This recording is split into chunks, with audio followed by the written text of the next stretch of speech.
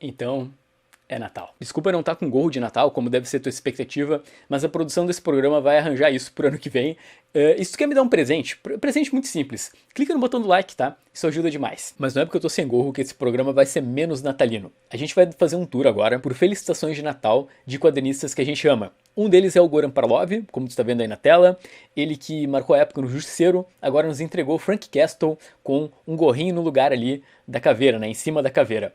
Que imagem linda, cria um contraste, né? Porque tu não consegue imaginar um maluco como Frank Castle comemorando Natal com esse nível aí de felicidade. No máximo ele ia fazer aquele gol de Natal com o sangue dos inimigos. Seria o mais perto que ele chegaria. Depois tem o Sean Phillips, que é mais ou menos a mesma ideia, né? Tu tem um gorro de Natal na cabeça de um Lawless e, sei lá, fica esquisito e tão esquisito a ponto de ficar interessante. Teve a minha felicitação, clássica aí usando o Demolidor. Na verdade, tem meio que um padrão do Natal de todo ser humano.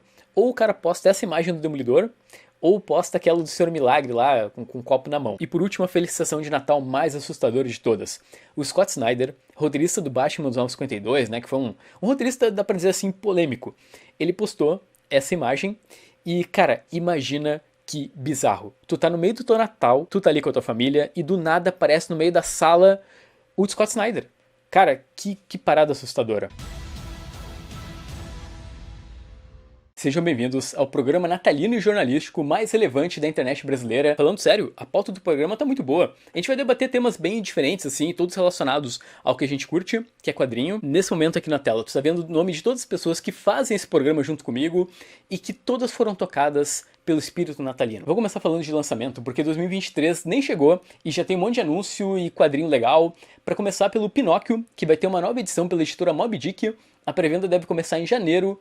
E galera, esse quadrinho é simplesmente demais, né? Eu gostei que eles usaram a capa da edição comemorativa de 10 anos dessa edição de Pinóquio, contextualizando. Esse é um Pinóquio francês, escrito e desenhado pelo Vincelus, eu acho que é assim que se pronuncia, e não é exatamente o Pinóquio clássico que você está acostumado. Na verdade, está bem longe disso. Aqui o Pinóquio é uma máquina de guerra e ele vai ser as pessoas vão se aproveitar dele, né? Um quadrinho que mostra o quanto a humanidade é suja, tem todo esse contraste, né? Da gente pegar algo que é da nossa infância, que é o Pinóquio, e trabalhar temas muito mais sérios e pesados. É excelente, vale muito a pena.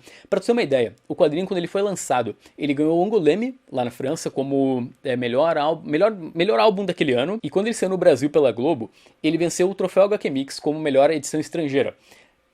Cara, é um jovem clássico. Ao mesmo tempo, a Aleph anunciou uma nova edição de Violent Cases, que agora vai ter o nome traduzido, vai ser Casos Violentos.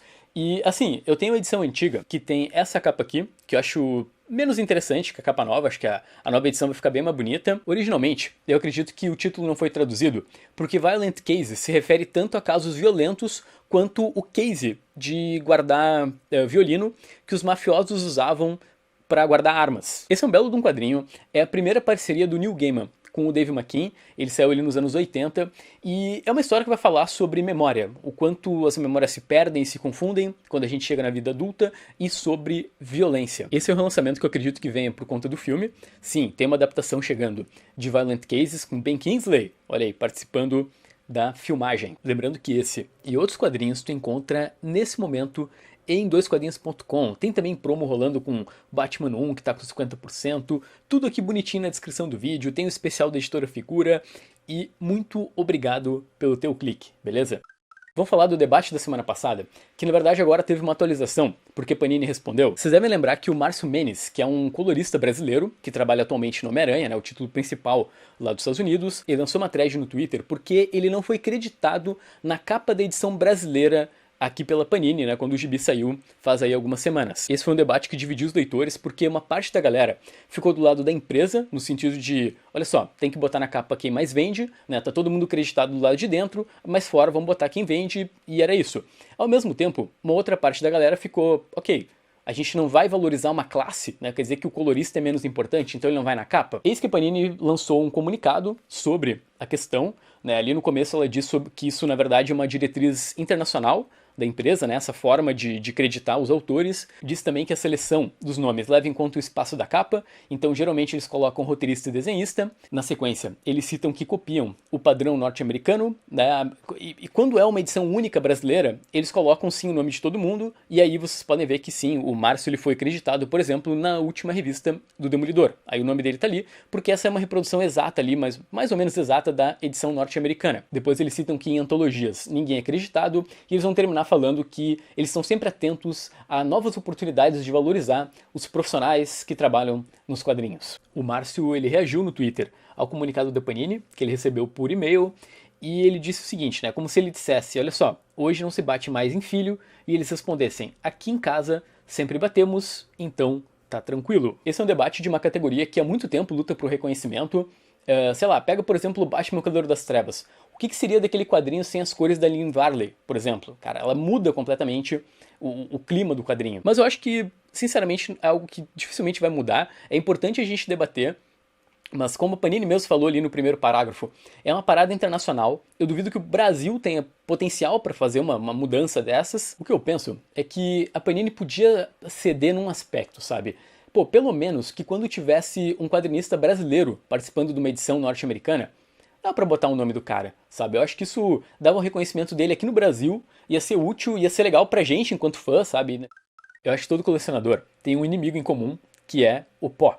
Sim, é algo que persegue nossas estantes, não tem muito o que fazer, mas o Felipe Laurentino de Fortaleza propôs uma solução lá no grupo do Dois Quadrinhos que tu tá vendo aí na tela. Ele colocou acetato na frente da prateleira. Na verdade, assim, a única vez que eu ouvi falar em acetato na minha vida era por conta daquelas capas de Marvels da editora Abril, que tinha acetato, né, que tu levantava ela, enfim. Mas eu descobri que acetato tem outra utilidade, ó. Ele colocou umas taxinhas no canto da estante e aí o acetato funciona como se fosse um vidro, né? Ele comenta que o orçamento para fazer uma estante com um vidro, né, com porta, é muito alto e sim, vidro é caríssimo. Eu faço algumas molduras aqui em Porto Alegre e uso muito vidro, então, enfim. Mas o ponto é que eu achei interessante a solução no primeiro momento, mas ao mesmo tempo tem aquele problema logístico, né? Ela é muito acessível, mas, cara, e aí pra pegar um quadrinho de baixo? Como é que tu faz? Tu vai puxar e aí tem todo um trabalho. Eu, sinceramente, nos últimos anos, eu abri um pouco mão de ser tão controlador e preocupado com a minha coleção, sabe? Eu acho que acabou sendo um jeito de eu relaxar um pouco mais. Antes era tudo plastificado, bonitinho, não tinha uma grama de poeira. Mas comenta aí embaixo, tu te preocupa a esse ponto com a tua coleção? Como tu faz para se livrar do pó? Tu limpa ela com alguma frequência? Eu nunca limpei. eu limpo a parte do que sobra, né, da prateleira, eu limpo ali porque ali acumula muito pó. Mas eu devia ser mais cuidadoso. É fato.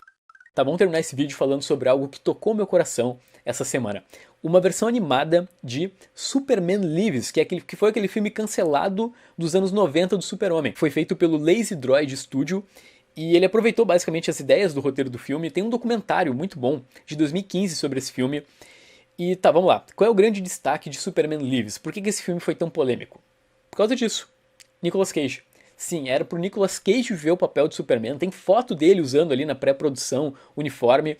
E assim, acabou sendo algo que pro fã é um pouco triste sob certo aspecto, porque a gente sempre quis ver isso. Sei lá, por exemplo, a DC vai fazer o Flashpoint, né? Cara, pra mim tinha que ter o Superman do Nicolas Cage. A gente precisa ver um dia isso funcionando. Todo mundo ama esse ator. Olha o jeito, imagina esse homem com a roupa do Super-Homem. Aproveitando agora que o Henry Cavill já não é mais Superman, é uma pena que a DC não aproveita algo que tá no coração aí dos fãs. Mas era isso, foi muito bom te ter por aqui. A gente encerra esse programa com essas imagens aí. É legal que nessa animação eles usaram até a ideia da aranha. Porque uma das polêmicas desse filme é que eles queriam que tivesse uma aranha. Tinha que ter uma aranha em algum momento pra pegar o Superman. E aí eles aproveitam, ó. Deixa eu mostrar aqui, ó. Depois dessa parte, ó, a gente tem o Brainiac na função de aranha, pra poder ter a tal do pedido aí do estúdio. Cara, essa animação ficou muito boa, olha isso. Podia rolar uma animação, eu ficaria feliz. Olha esse olhar de respeito, velho. Vê se não é o Super-Homem. Feliz Natal pra todo mundo, tá? Tchau, tchau.